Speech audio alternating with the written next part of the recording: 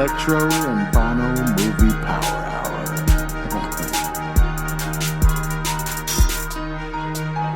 You know what? Where's Hawk at? Listener discretion advised. Hands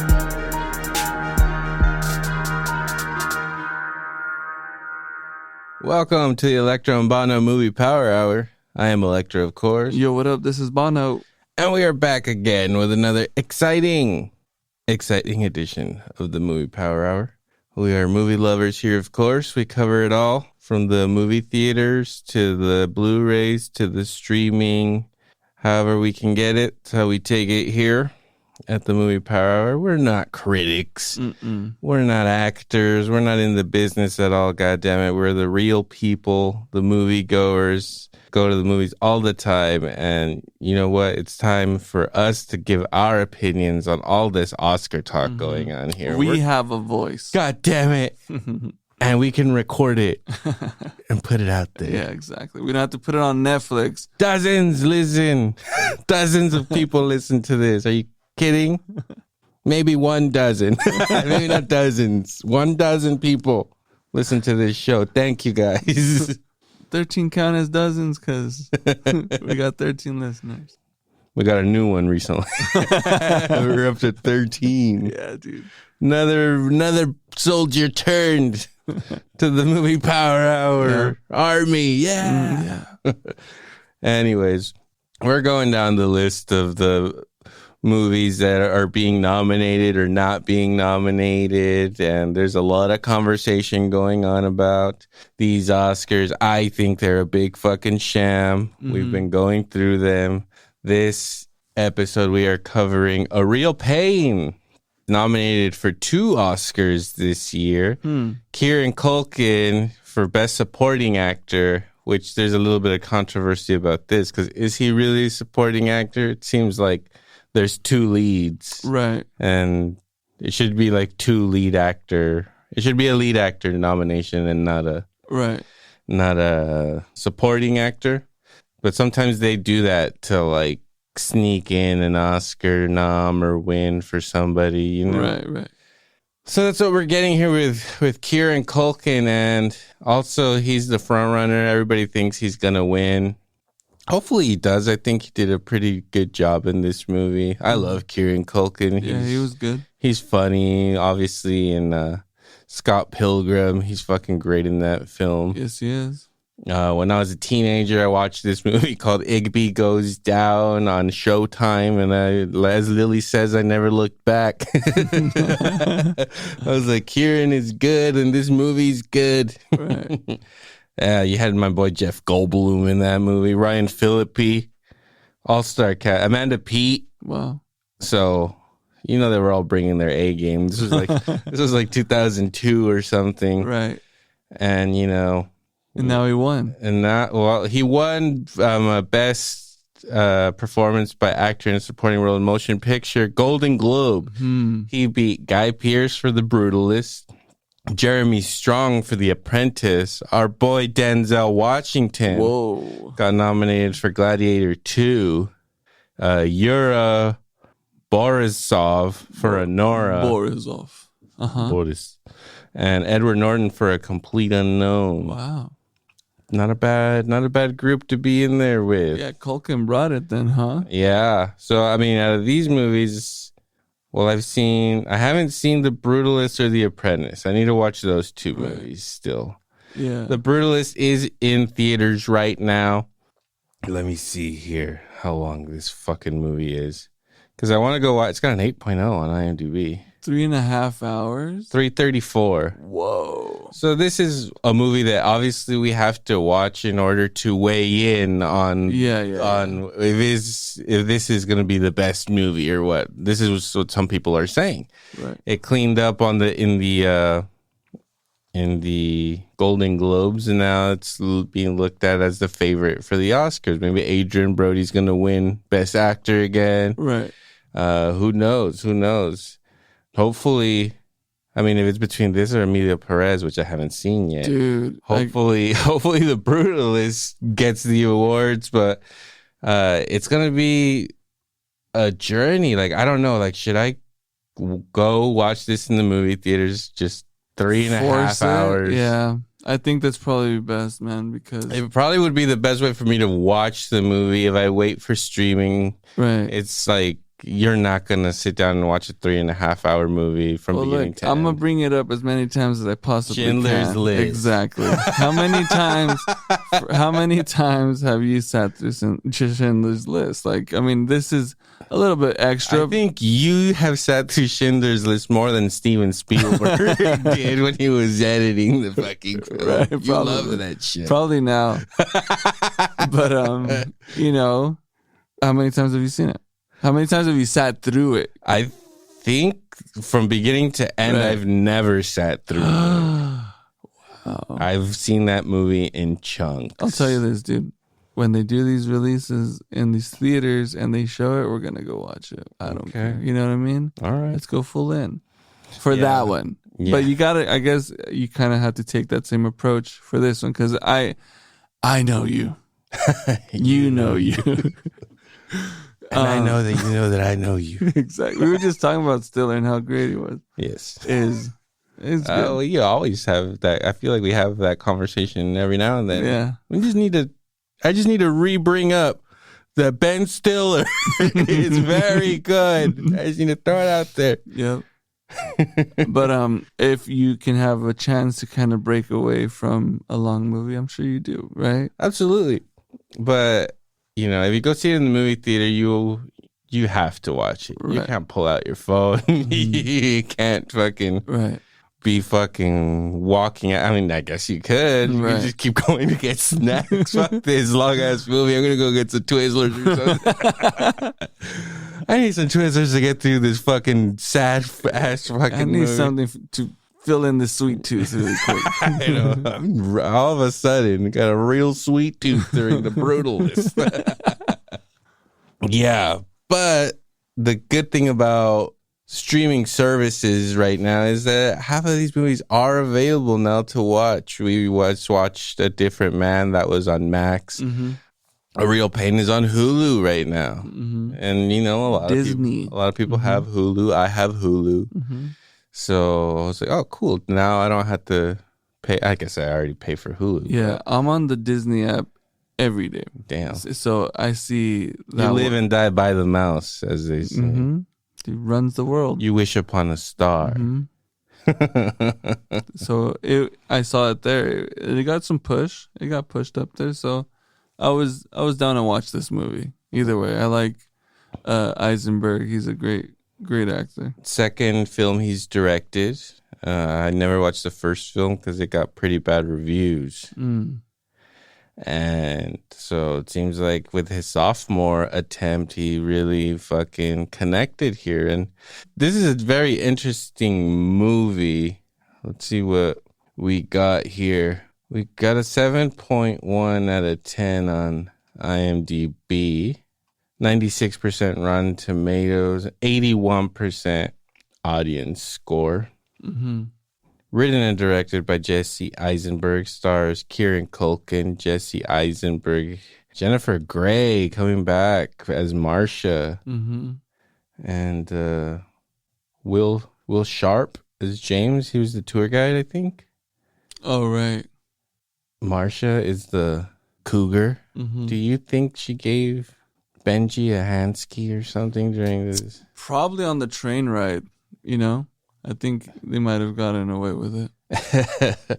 So Kieran Culkin plays Benji, and the synopsis to this: mismatched cousins reunite for a tour through Poland to honor their beloved grandmother, but their old tensions resurface against the backdrop of their family history. Right. It's a really interesting subject for a movie, or interesting plot. Mm-hmm.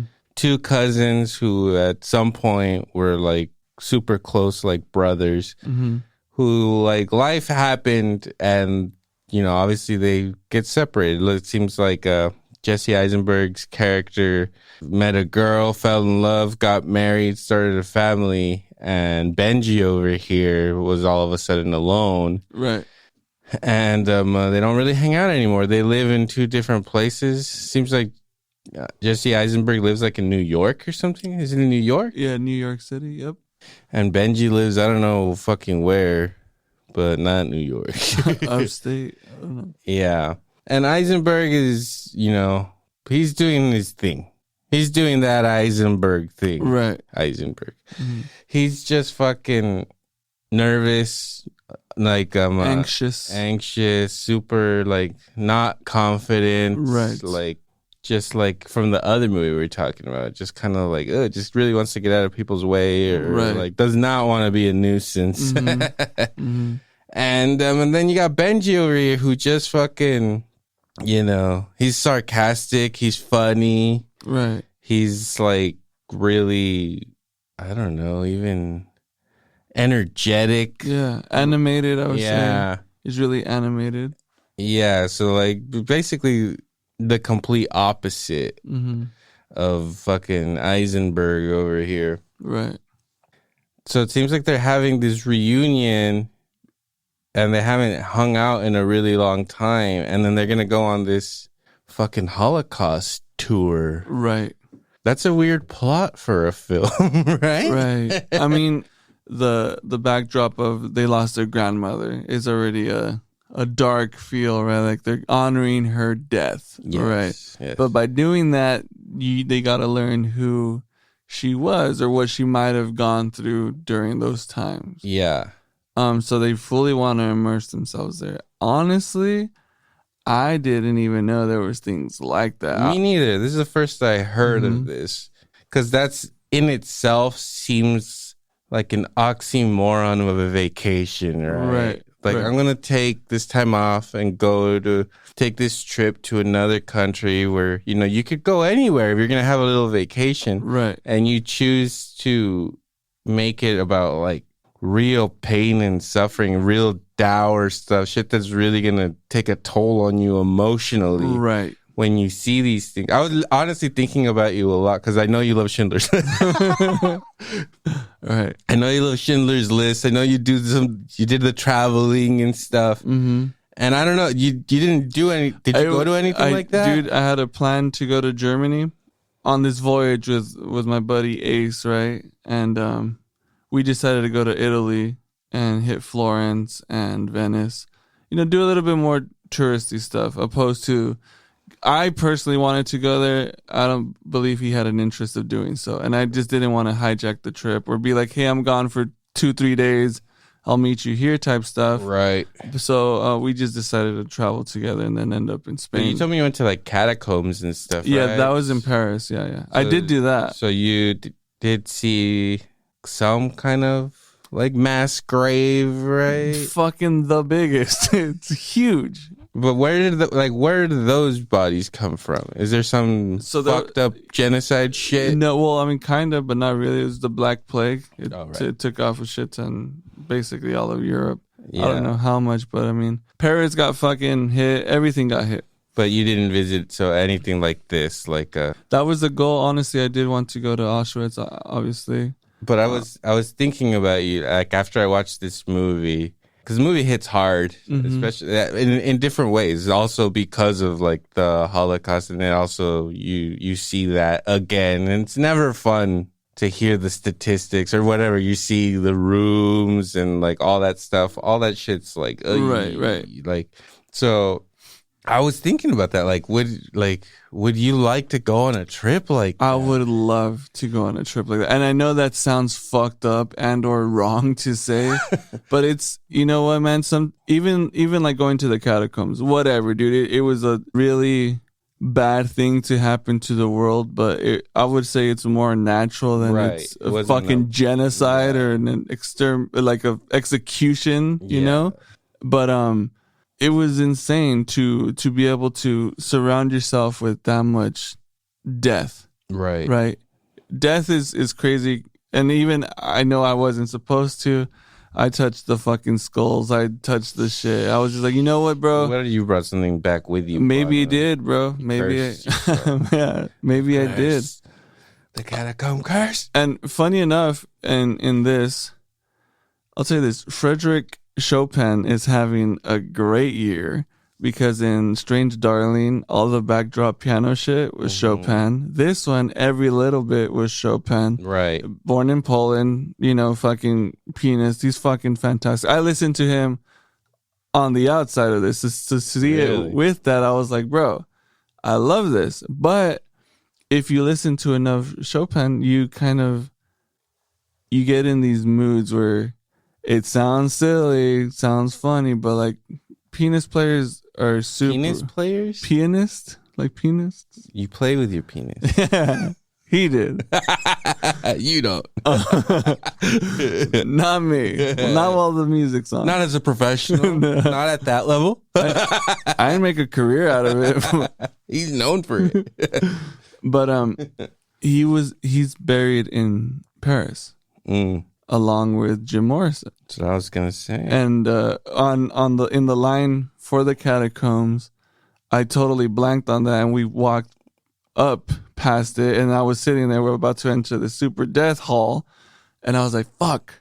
I probably should have gone." You didn't go? I didn't get to go. Wow. So I did this catacombs thing, and it puts you on the other side of town, and it drives you around. And there was a government shutdown, so like all the local transport shit was shut down. Yeah. So we had to walk everywhere or rent those fucking scooters, and everyone was on the same plan. So there was nothing in there for us to use. So we were walking, but I didn't get to go. And that was one of the things I'm like, you know what? I have to go back just to do that. Or is it the Lizard King? Man, he's there. He died out there, dude, alone, cold. Fuck, in the tub. Yeah, dude. Executed. Damn. You never know. You never know. Well, I don't know. You know? You know? I know.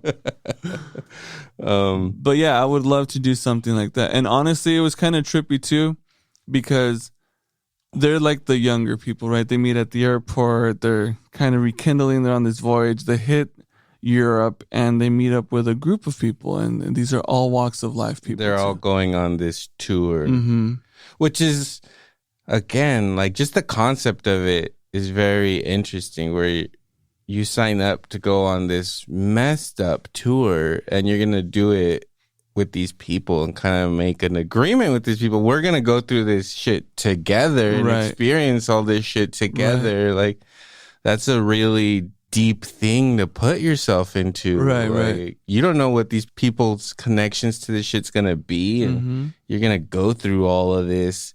It's it's a fascinating thing. And just that aspect of the movie, not even getting to what the movie's really about. Right. Which is that's what the movie's really about.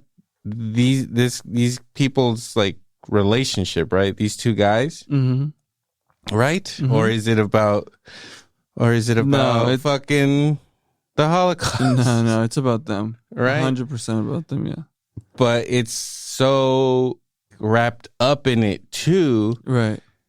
Our boy Culkin over here, obviously he's going through something. As the movie goes on, you find out that probably the reason that they're on this trip is because Culkin tried to fucking off himself. Yeah. A while back. Right. And since they used to be buddies, maybe he felt obligated to like go and on this trip with him to maybe give him a reason, show him that there's a reason to be alive or to stay alive. Right. And as the movie goes on, you see how unhinged fucking our boy Benji is over here. Right. Like, he masks his pain with his charm. Right. But then sometimes the pain becomes too much and he's unhinged. Like, I don't know what else. He could straight up have like, what is it? What am I trying to think? Bipolar, yeah. He could very easily be bipolar because one second he's just crying and being miserable, and then the next moment he's just completely normal and nonchalant, right? And fucking and almost even forgetful, right? He forgets of the emotion entirely. He's like, "What are you talking about? Like, that's not me." Or, yeah, I didn't see it that way. And the way the movie starts is, you see right away that Eisenberg is like calling him. He's on his way to the airport. He keeps calling him and he's not answering. Right. And he leaves all these voicemails, which comes back to haunt him later in a pretty funny way. Right. But he calls him like 10 times and leaves him like 10 voicemails on his way to the airport. Right.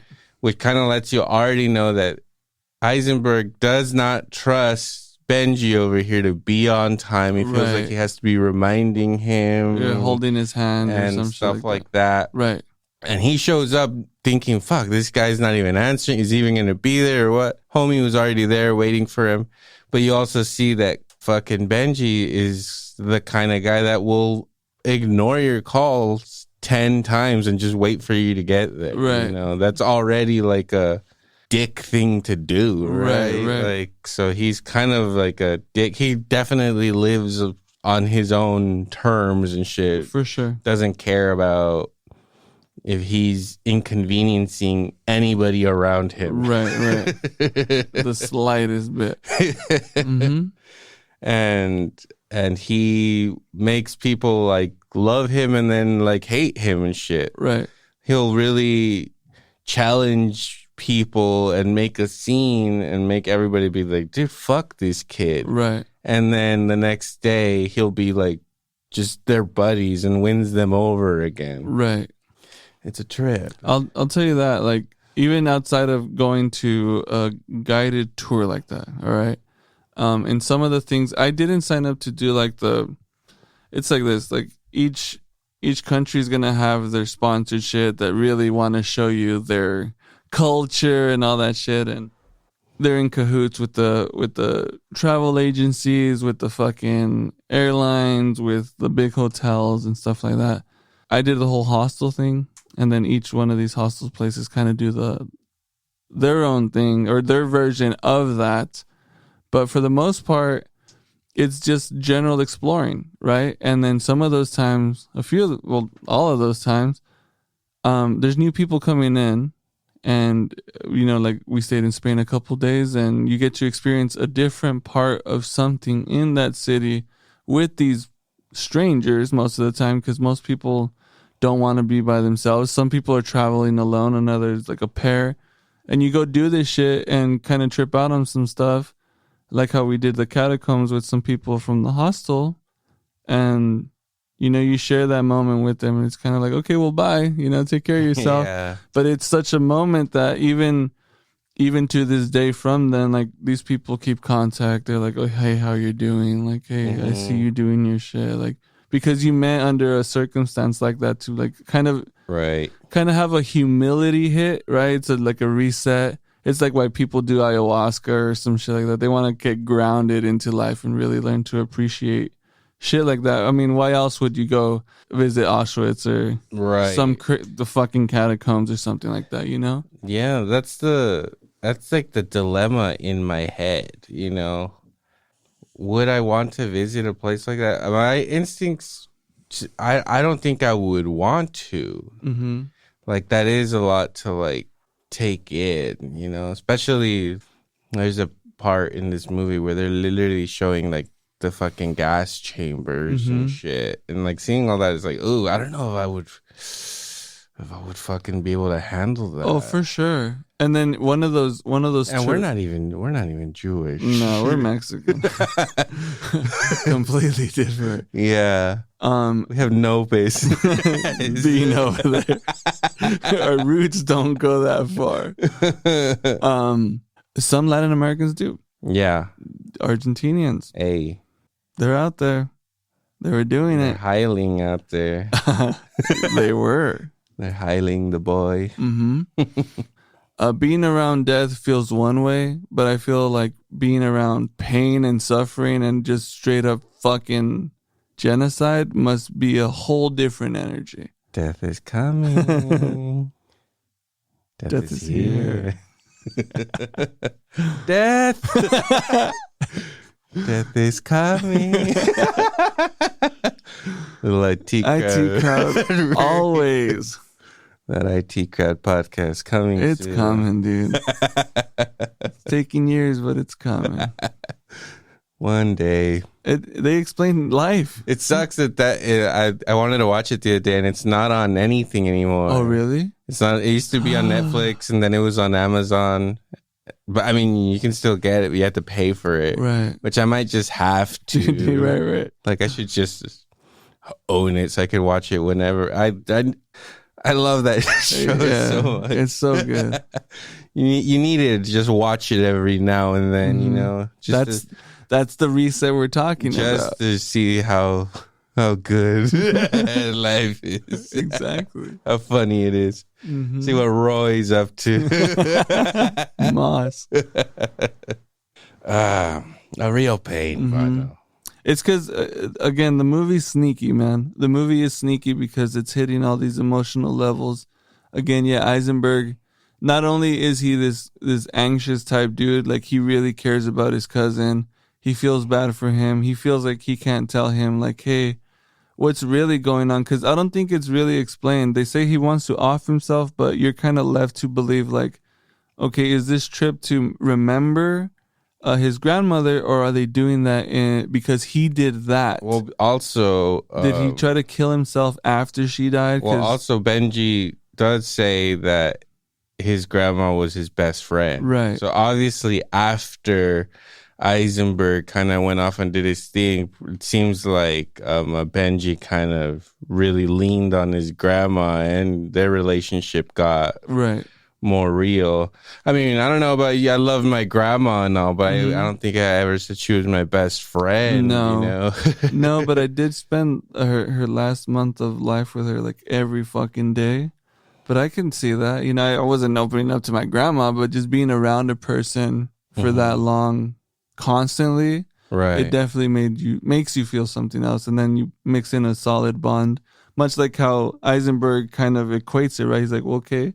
Well, if I had this bond with him, I'm sure my grandma did too. So I can't help but feel sorry for him, you know, and feel bad and wonder why he tried to off himself. And that's the only question I had, if he had tried to kill himself because grandma died, or he just tried to kill himself.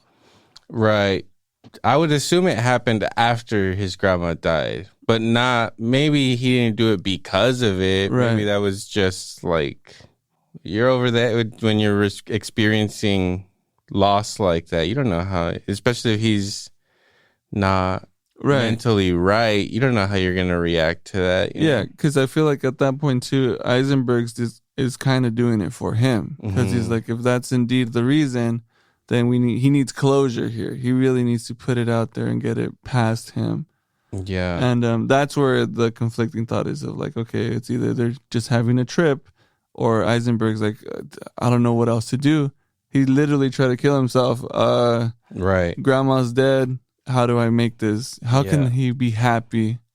You know? And you can see the whole movie how Benji is constantly taking Eisenberg like out of his comfort zone. Hey, like, let's go fucking smoke pot in the fucking roof. Like, they're in foreign countries, and like there's the part where there's a door and they don't know if it has an alarm, but it's in a language that they don't understand, right? So Eisenberg's fucking instinct is to just forget the joint. Let's just go back to the room and go to sleep. Right. But fucking Benji over here, he's gonna take the risk. He doesn't care if the fucking fire alarm goes off. Right. He will disrupt to do whatever he wants to do. He puts him through that a lot, especially like some of the confrontational things when he finally, like, they start visiting these spots, and then he starts to feel like the guilt, right? Right. He loses it because they're on a first class train on the way to a spot where some horrible shit happened. Right. And you know, he's struggling with the irony of it, or like that it's not right. He's like, if this was whatever 70 years ago and we were on a train here, we'd be going to get fucking killed, not to go and look at this like as a tourist fucking attraction. Eat fine food, be taken care of. So he's like losing his fucking shit, you know? Right. And then like he loses it, makes a fool of himself and everything, causes a scene, walks off, and then Eisenberg has to be the one that kind of is left to answer for him and shit. Right. So he keeps putting him in these in these situations. And Eisenberg's already this weird dude that seems like he doesn't even like to interact with people, you know? He already had like this perception. It does it really well because it gives you Eisenberg's perception of the Culkin. What's his name? Benji, sorry. Pretty early on, especially in the airport, because Benji's the type of dude to not give a fuck, and he says like, "Hey man, I got some shit on me. I'm gonna take some stuff over, man, or I'm gonna make sure we're taken care of when we're over there, right?" Yeah. And you automatically assume he's gonna smuggle some shit. You know, he's got it up the ass or he's tucked under his balls. One of the two. You'd never know. Get some cheesy weed, but that's not what happens. Right, he ships it over. It's over there, but at the entire time, Eisenberg's watching him like, "Oh fuck, is he about to get caught?" Right, like this sleaze bag is. There comes that. This is it. I already passed. Like I'm gonna go on this trip, but you're about to get caught right now, and you're really fucked. But no, that's not the case. So you kind of have that mental thing, and you kind of see that he's kind of unhinged in that way, at least in Eisenberg's mind, right, and not necessarily him. But then he is that loud of a character's personality is that loud where you're like, man, well, yeah, he wouldn't give a fuck anyways. He's totally capable of trying to smuggle some weed, right? Yeah. And so I like that they use it as like the backdrop of like the chill, right? Like, okay, let's come back to center means we got to smoke a joint on the roof.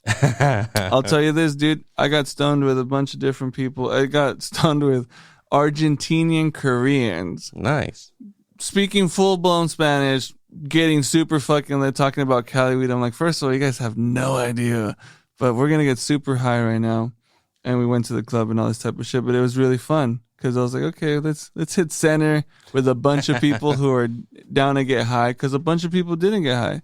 You know, the hostel had like some 50, 60 people, like generally on rotation. Mm-hmm. And these people were there because we were waiting for the soccer game. They were also into soccer. And we stayed there for like 2-3 days. So we were around each other consistently with groups of other people and just got super lit with them. But to do something like that, like on a family tip, it's like us going to Mexico and visiting the places where our family was at. Yes. The old country. Mm-hmm. Going to the sunken old town of Old Chupicuaro, right? Yeah. That type of shit.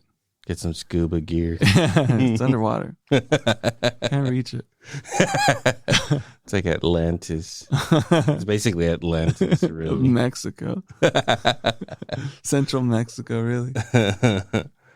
Yeah. But yeah, it hits a bunch of different levels, man.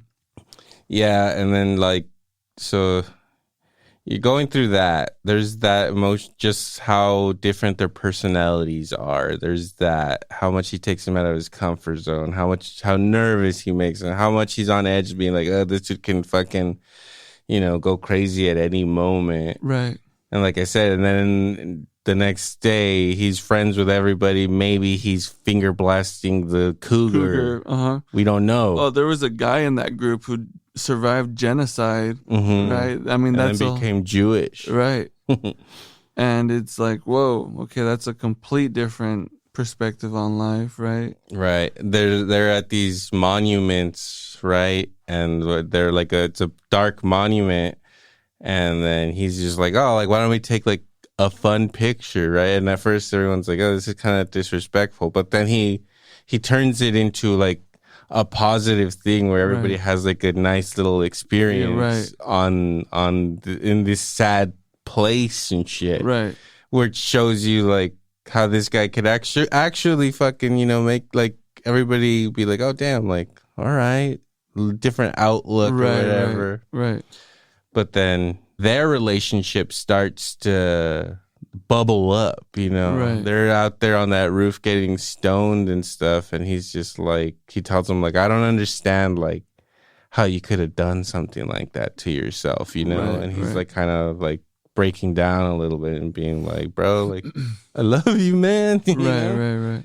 And Culkin, he's just kind of like doesn't want to hear it or something, right? He's just kind of like fuck, bro. Right.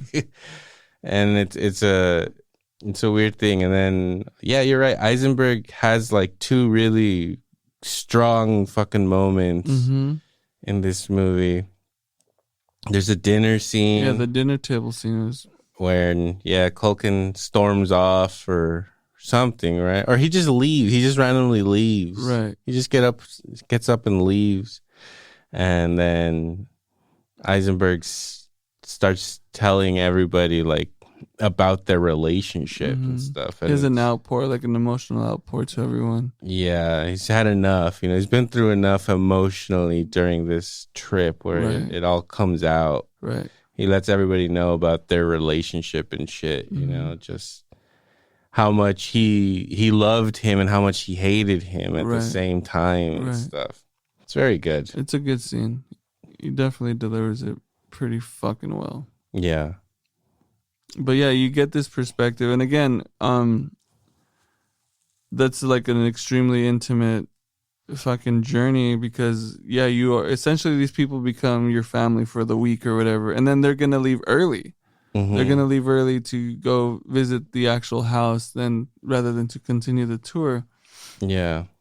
And it's kind of tripped out because you see everyone kind of like accepts them for who they are, right? There's an older couple there too that look like they're going to the homeland or whatever. And the old man, he's kind of like really stuck in his way and kind of looks at the Benji character as like a fucking snot-nosed kid, right? He's like, this fucking kid, like shut the fuck up. Shit. Yeah, like you ain't shit, bro. Like get over it.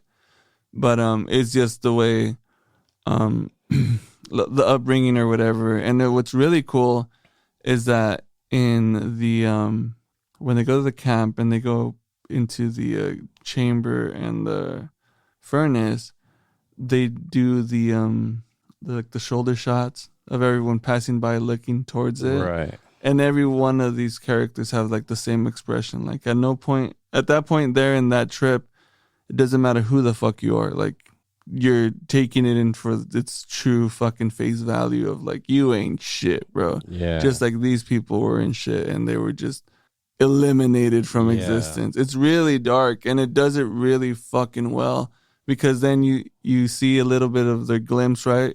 Where, you know, I forget it. I don't know if it was the cougar first, but she glances and then walks. And then the dude who survived the genocide, he like stares at it and like lets it penetrate. And then the old elderly couple, like the man, he's more like of receiving it, and the lady's kind of like, let me get through this, you know? It's really trippy. I really like that scene. It did it really well. Yeah. And then, well, whatever. They have like their talk finally where Eisenberg tells Culkin, like, bro, like, you know, all I ever wanted in my life, like I would trade everything just to like have like the energy that you have when you fucking walk into a room and then just everybody your energy just draws everybody. You handle it well. You're so fucking confident. You're so fucking cool. You're funny. Like, God damn it. You're everything I always wanted to be. There shouldn't be a reason why you want to kill yourself, right? Right. Damn. Deep shit. It's pretty good. Eisenberg, man. Vision. Yeah. And again, sneaky because the entire time they're playing this looming piano, just making you feel all sorts of emotions. Yeah. And they hit you on all these points. You can't help but fucking feel choked up, right? You know, you rough it out at the end with a little Holocaust camp tour. Yeah. There's where you seal it. Yeah. And then at the end, they finally visit their grandma's apartment. They leave some rocks, get some shit for it. Right. And, their journey comes to an end. And it's like, you know, they like, whatever, said what they had to say to each other. They went through this powerful thing together. But at the end, like, I don't know, like, is fucking Benji gonna be okay? He even at the end, instead of going and visiting Eisenberg's house or whatever, he's like, nah, I'm just gonna stay at the airport for a few hours and just watch people, you know? Right. And that's how it ends. He just, at the end, he's there alone, and Eisenberg goes back to his loving family and shit. And you don't know how Benji's gonna, right, how he's gonna turn out, how he's gonna be, you know? Right. Because that's the whole thing. Like, Eisenberg was telling him, like, yeah, why do you want to kill yourself and shit? like you're like everybody loves you. You can make everybody love you, but then he's gonna go back home back to his like perfect little life, and Culkin just gets to go back to his solitude or whatever, like that's what I thought. I mean, why the fuck else would you want to wait in an airport? It's fucking pretty awful at airports, right? So it's kind of like, well, I'm not going to be around people very much, so I might as well take this in. Or, I mean, I guess the hopeful thought would be like, oh, his next journey starts now, right? He gets to go. And well, at the beginning of the movie, when Eisenberg gets there, Benji has already been chilling. He's like, oh, I've been here for hours. I've just been chilling here, So he just will do weird shit like that. Well, just hang out at the airport for hours. Right. That's not a normal thing to do. No, it's not. But you know what? We had a layover in NYC to go to Barcelona the first time.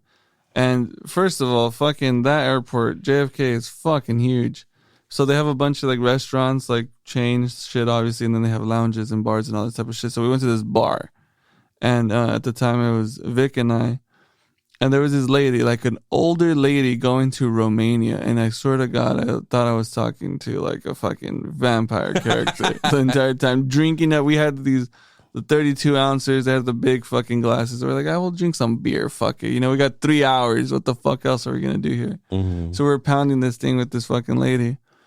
And it was just trippy. She just was telling us about like her fucking daughter going to college and doing all this shit. And we're just kind of like, okay, well, where's this small town? How many people are in this small town? Oh, like 2,500 people. I'm like, okay, it's like Chular of the Europe. You know what I mean? There's nothing there, hillside shit. Right. But I mean, you can definitely do that, and you can kind of see, especially with like his character, like he'll make friends, like no matter what, right? So it's kind of like, well, poor guy, that's all he's got left.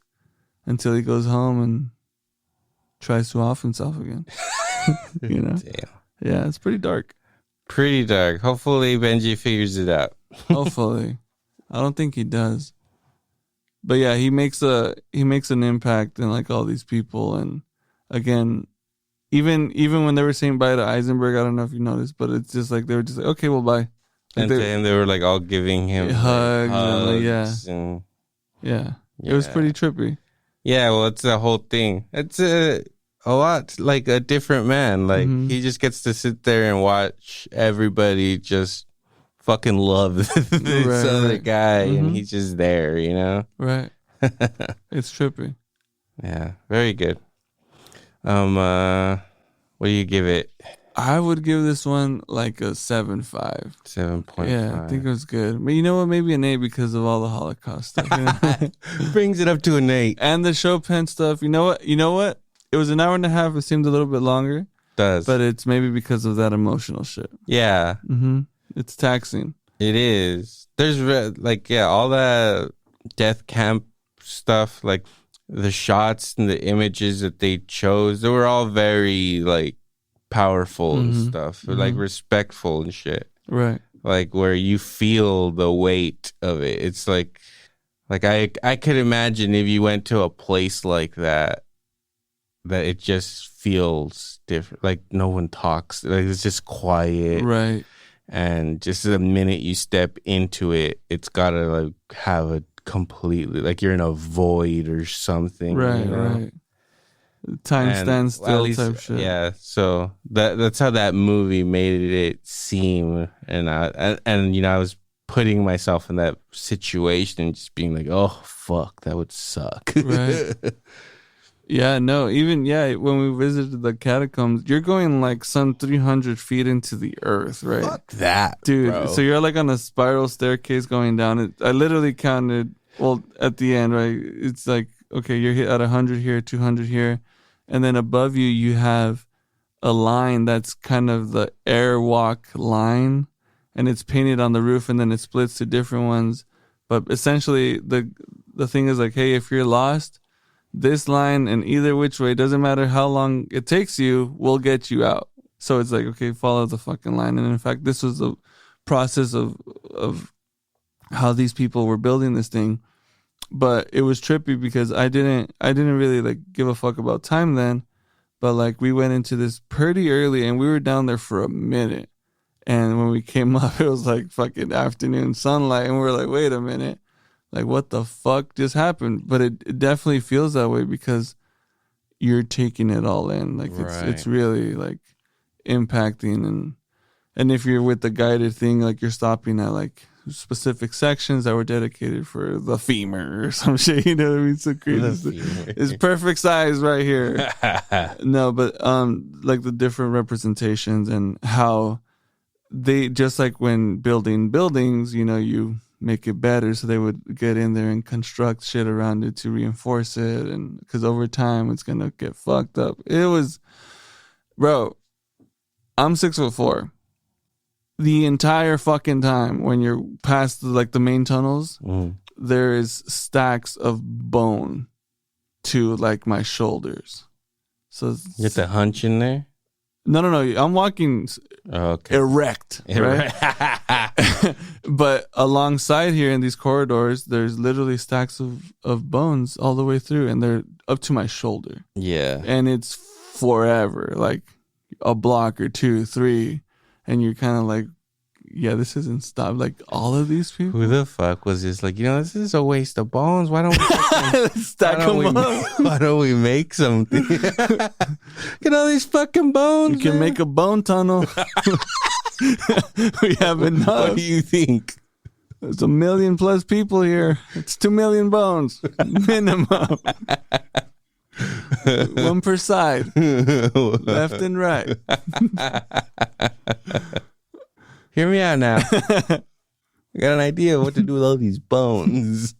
Bone tunnel. It's going to be the latest tunnel technology. That's bad. We probably shouldn't say that. But you know, in the future, all tunnels will be made of bone. Yeah, you're right. I'm sorry. No, I mean, yeah, it's the Black Plague. It fucked up. That's where there's catacombs everywhere. But yeah, pretty bad. Would you have interest in doing some shit like that? I mean, would you, even if it's not this crazy because you're literally going on this guided tour, but like, would you be willing to go visit some of these sites? I don't know, man. I was thinking about it. You know what I really like too is that if you didn't know, the camps that were just outside these towns, they weren't fucking removed like as you would want to hope that they were, like how we know farms are fucking away from us. Mm-hmm. They were right outside city limits. And one of the fucking scenes in Schindler's List that is like super powerful is the ash falling scene when they're burning the bodies. Of course, they're doing an open field burn, but a lot of these, they had these furnaces. They were no more than 2 miles, 5 miles away, and the kids are playing thinking it's snow, but it's ash. And it's just like, life is continuing here, and life is being extinguished there. And that's the oh, it is pretty. But they do it well in this movie to be like, hey, just in case, like you really, before we even get to the shit, just know that life was somewhat thriving there, and it was like, ugh. Yikes. Pretty bad. Yeah. Yeah, I don't know if I would. Like, I would like to think that I would, but it's a lot.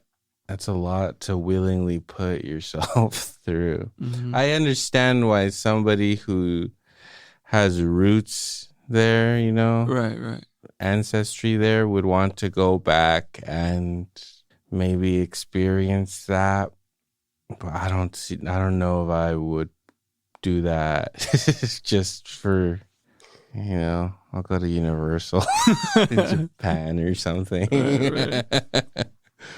Have you seen Universal Japan? Absolutely, stuff? I have. Holy shit, dude. Okay, so that's they have real dinosaurs. That's really why I'm asking you, because it's like, we got to do a trip, man. We need to, if we go hard like that, next level. Yeah, that's a fucking bummer. Dude, Pinkle is out there in Japan. Yeah. With his daughter and wife. It's really intense. Has he gone to Universal? No, he hasn't. Well, I mean, he's military right now, but... Oh, come on.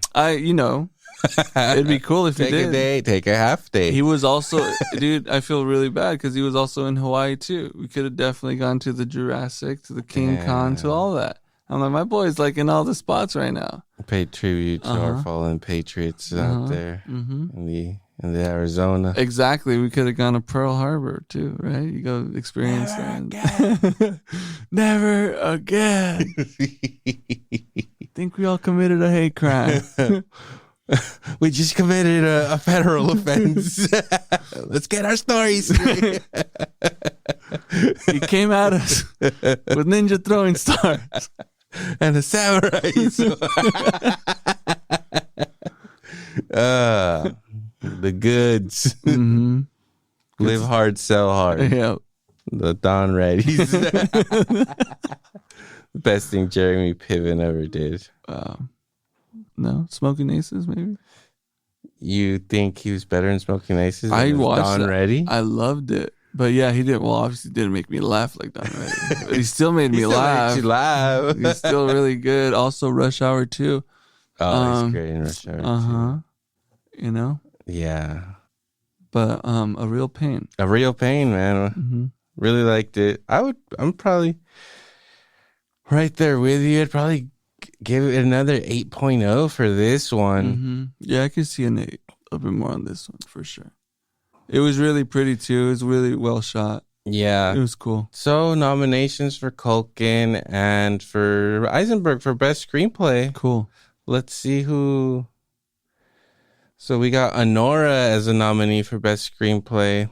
The Brutalist, A Real Pain, September 5. That Munich movie. Oh. Munich 2, The Return. Whoa. Have you seen the trailer to that one? No, I don't think so. It's about like the news broadcasters that were like in charge while all that shit was happening. The attacks on the Olympics and shit. Yeah. No, I haven't seen that. I haven't seen it either, but it got nominated for screenplay. Okay. And The Substance. Right. So, all right, we've seen 3 of these so far. Out of Honora, A Real Pain, and The Substance, who's your best screenplay? It's kind of gotta be A Real Pain, honestly. Really? Yeah, I mean, The Substance is it's a fun movie. Yeah. It's really fun. It's visual and a like over the top. Right. Good time. Right. A Real Pain is really trying. A Real Pain is a real pain. Yeah, it's painfully serious. But not. But it's got jokes. Yeah, it does have some It's good got that stuff. Culkin charm. It's got weed. So, duh. Checking a lot of boxes. Yeah. And I'm surprised the Nora is up here for some, like, I'm questioning last year.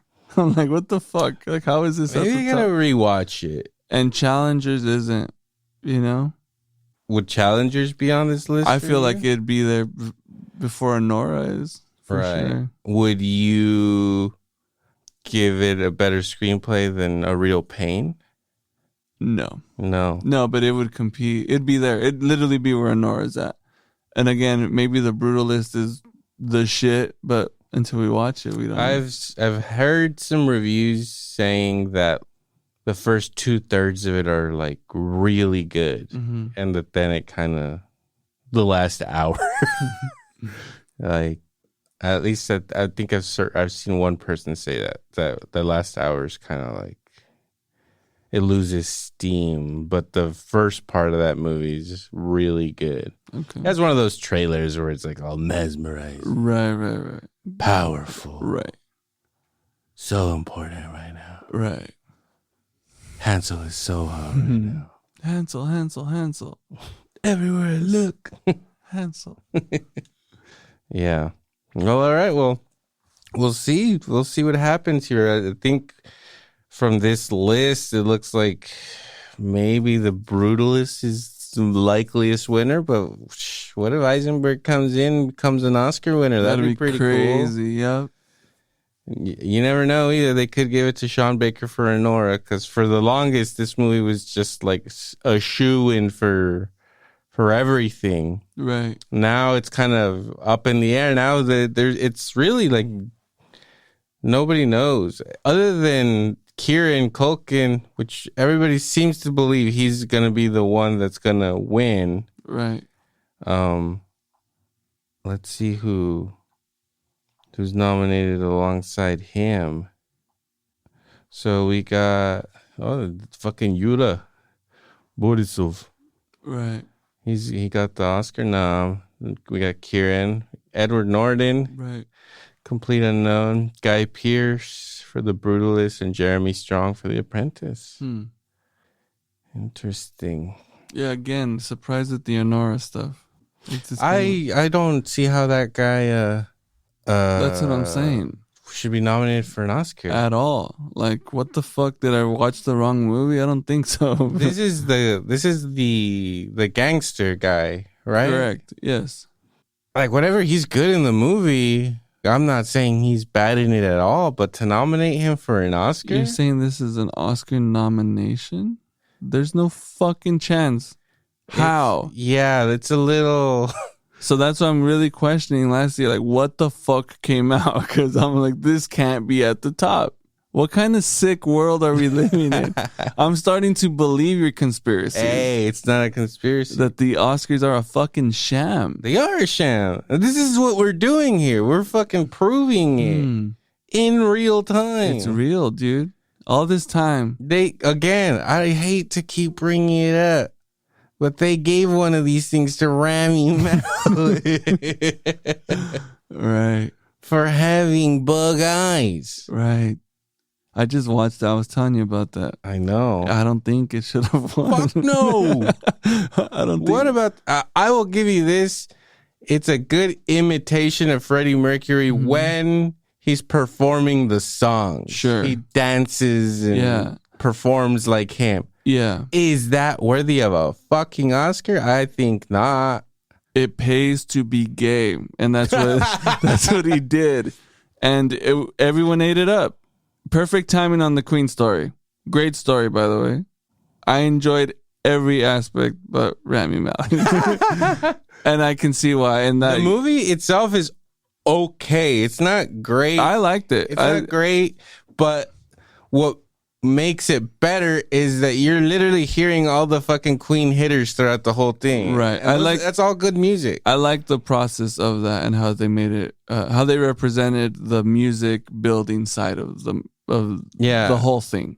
Yeah. I didn't care too much about Freddie Mercury's gay exploits. Hey, man, just his exploits. They're not gay exploits. They were gay because he was straight and married or bisexual, right? Bisexual. My bad. That's my fault. It's weird how Freddie Mercury and Elton John, two English gay men, both like fell in love with and married women. Right. And they were like super important to them. But they were gay as hell. Super. Super.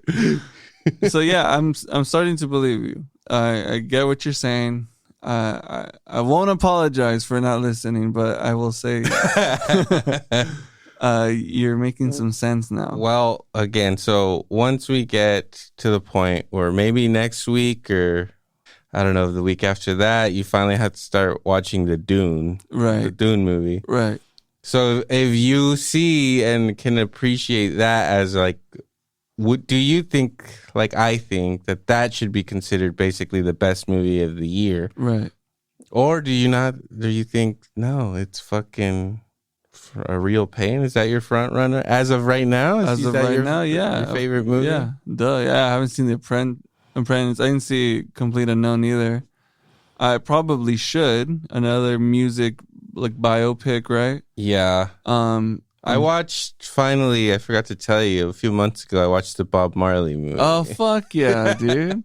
What you think? It's really good. It's all right. It's surprisingly good, right? It was a lot better than I expected it to be, that's for sure. Dude, and the music was done by the Marley Brothers. It was legit. Well, that's the thing about, like I said, about the Queen movie, about the Bob Marley movie.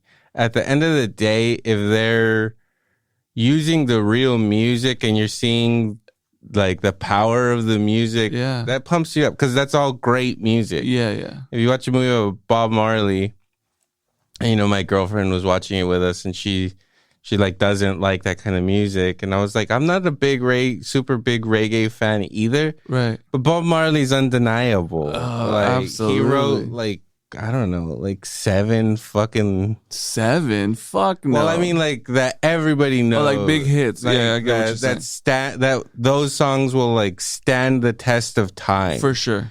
I'm sure he has way more great music. Yeah, he has a bunch of he wrote whatever, the hits, 5 or 6 hitters that are gonna be remembered till his till the asteroid Bohemian hits. Rhapsody, those types of things. Right? Yeah, fucking Redemption Song and fucking Jammin' and fucking.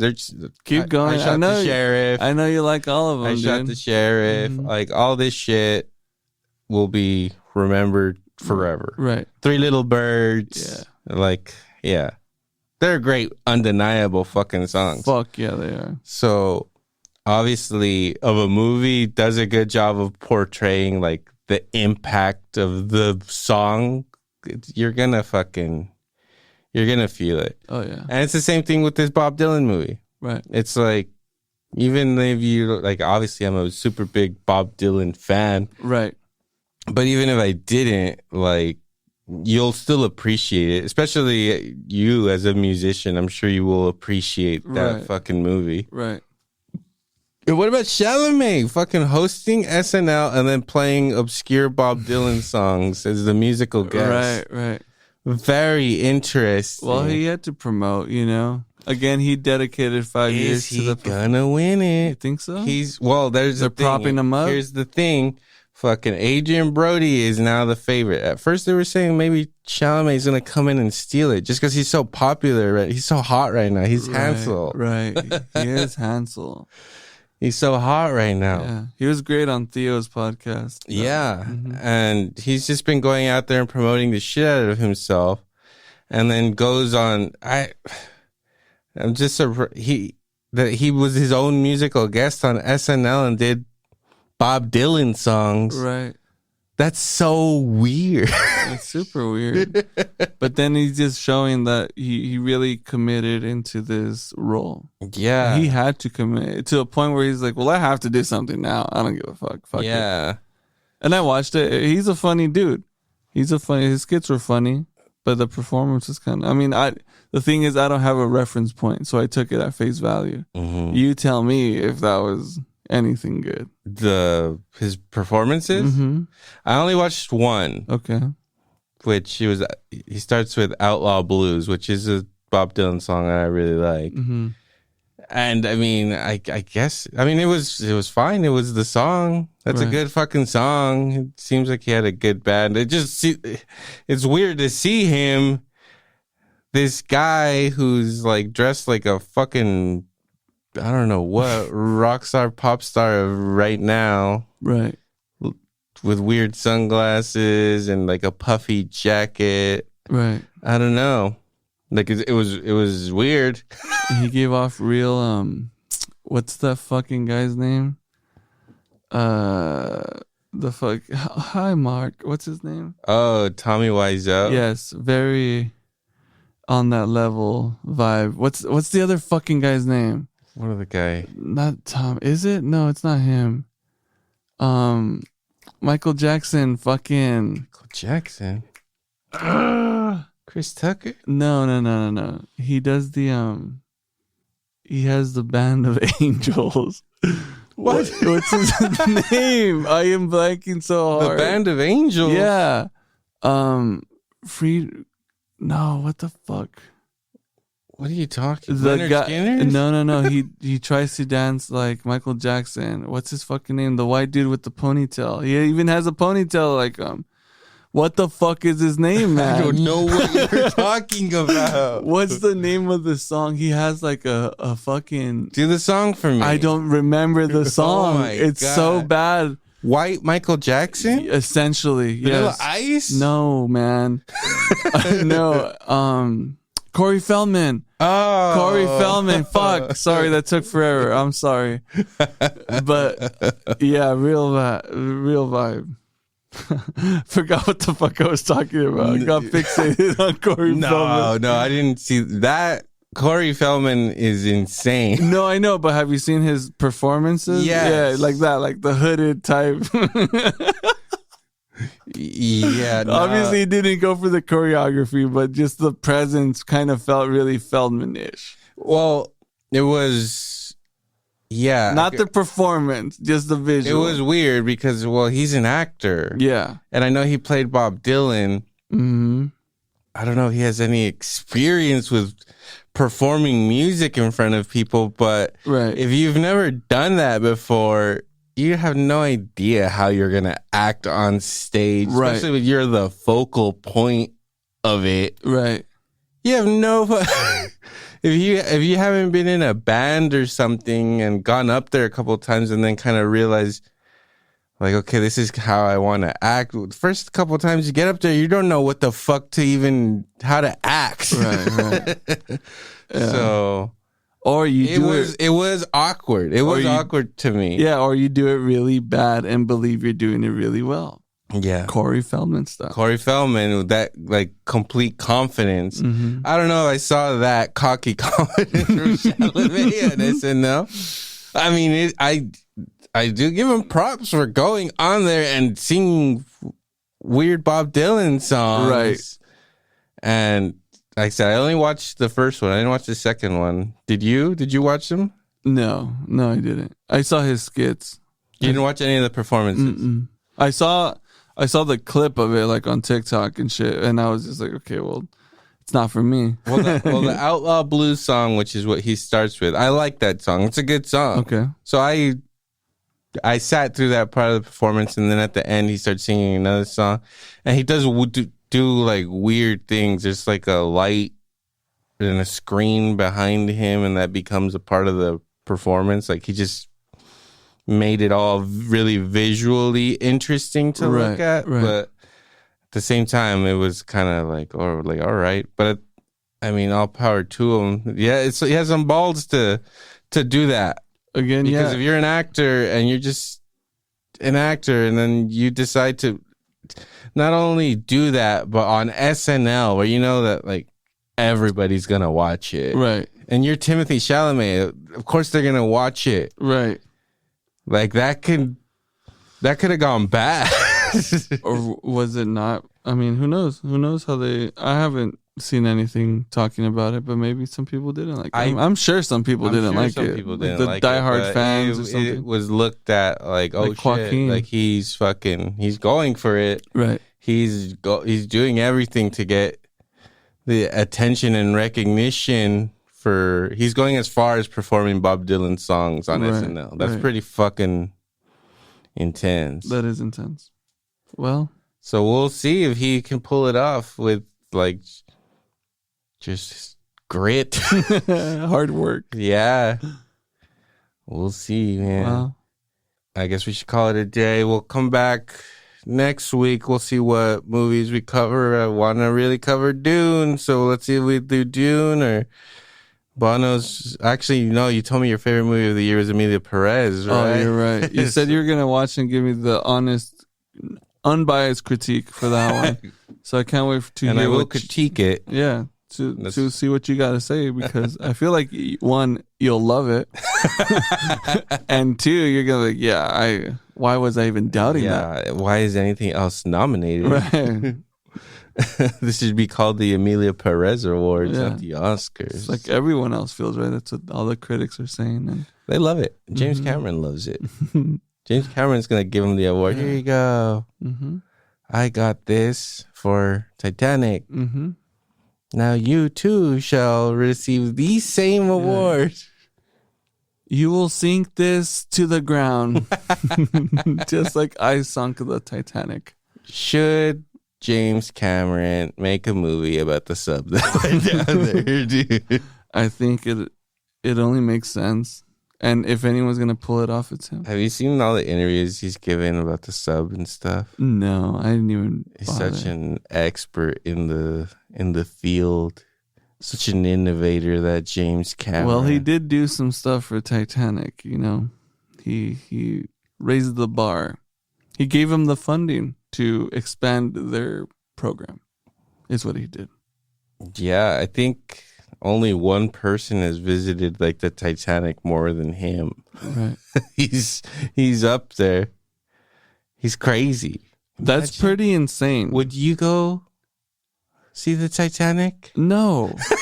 Are you fucking look, man? I'm pretty. You'll go on a Holocaust tour, but not on a disaster tour. Gortron. Look, if we're sending like a bot and I get to see the cool, but will I? You will not get in a sub. Are you saying you would? Fuck no. There is absolutely no chance that is happening, bro. I consider myself a decent swimmer. There's no fucking chance. You might as well be in space. Yeah, exactly. And it's probably going to be even worse because I know what water feels like, and I can At that equate point, the you pain. you won't even know that you're dead. Well, It'd be obviously, so fast. yeah, obviously the dudes in that sub, yeah, but like going down there and you might have some suffering. We all watched going back to James Cameron. We saw the abyss. We know what you're happened. right. I know. He's been telling us for a while. But don't do this. that's why he needed to expand the sub technology. He's like, guys, I'm making Titanic. I need to visit this place pretty often. Times. Pretty often. I don't want to die. This is my summer vacation here. Okay, I'm bringing the family. We're gonna visit the Titanic in the summer. And he invested into that. And so maybe he feels like he could speak on it, dude. Maybe he's... Yeah, I mean, technically, he's one of the experts on it. Technically. Yeah? He's a scientist. He calls himself a scientist. He calls himself a I scientist? believe so. Wow. Because he has helped like design subs and shit that have reached depths of the earth that no other sub has reached. Right. It's pretty cool. It's pretty cool. Fuck you, James Cameron. It's pretty cool. Piece of shit. Stop making Avatar movies. He'll probably get one more in there, He's got like 3 more planned. No, really? Yes. It's like, okay, fine. Finish Avatar 3. And then what was my pitch last time? Fireman movie, right? Right. Do a fireman movie. Right. Do something cool. Yeah. Enough of this fucking Avatar bullshit. I'm sick of these trees. I'm sick of this fucking blue people. Right. I'm not a fan of the Na'vi. Never have. I'm not a fan. You can call me racist. I don't Call me care. racist. I don't care. I don't like them. This fictitious race? He invented these blue people, and I don't like it. Wow. Not in my America. Wow. Wow. Make a fucking action movie. A good action movie. Yeah. Like, it's just straightforward action movie. Yeah. Fireman. Dude, do I need to... Just redo Backdraft. Fireman fucking serial killer. Yes. That's a fucking... That's a tale. Yeah, mix Backdraft and T2, please. And you have yourself a fucking banger. Why doesn't James Cameron remake Deep Blue Sea? Run with that. Right. Use your subs. Put cameras on them. Get some real sharks. Deep Blue Sea is about to come out in 4K. Whoa, dude. Yes. I think that Deep Blue Sea episode's finally going to Dude, happen. you think? And we're not going to take it anymore. Yeah. We're going to get out of this. A fucking fish a shark ate me. Good stuff. Going to see Deep Blue Sea with you in the movie theater is a memory I'll never forget For either. sure. Your pops You, me, too, and my right? dad. Yeah, dude. My dad never took us to the fucking movies. No. He was down for the shark action. He dude. loved it. We loved Jaws. We used to watch Jaws so much. He loved Jaws. There was a shark movie. It was a no-brainer. Yeah. And a banger too. Fuck yeah. Remember there was an old lady in front of us that was freaking out the entire movie. Her arms were up in the air like she was in a roller coaster. She was in the tank. And she was shaking. Yeah. That woman might have gone home and died. Yeah. Yeah, it was pretty... The movie was so intense. It was intense. It was awesome. That was like literally probably when we watched that we probably thought that was the greatest movie ever made. Absolutely. Right? Dude, just the slow-mo fucking arm chomp was traumatizing. I was like, what? I've seen them do it in water, but out of water, That's insane. That's crazy. They get that amount of torque. Absolutely, they do. Smart sharks, buddy. Apex predator. You stupid bitch, she tells her. Deep blue sea. Yeah, that's cool. I'm down for that. Hell yeah. Anyway, I think that about wraps it up for today's episode. We'll be back very soon with another new Oscar-ish movie or best of the year film. Right. We'll see what happens. Make sure you follow us on the social medias, on the Instagram, give us some likes on fucking Spotify, iTunes, all that stuff. Subscribe, all that goodness. We have Letterboxd accounts now too, so make sure you follow us on Letterboxd. I am Electro MPH on Letterboxd. I'm Bono MPH. And we are brought to you by Salad Bites Media each and every episode, our podcast network. We're part of a family over there of shows, so go check them out. Give them a little bit of love. And anything else, Bono? That's it for me. We'll see you later. Sayonara, Sammy.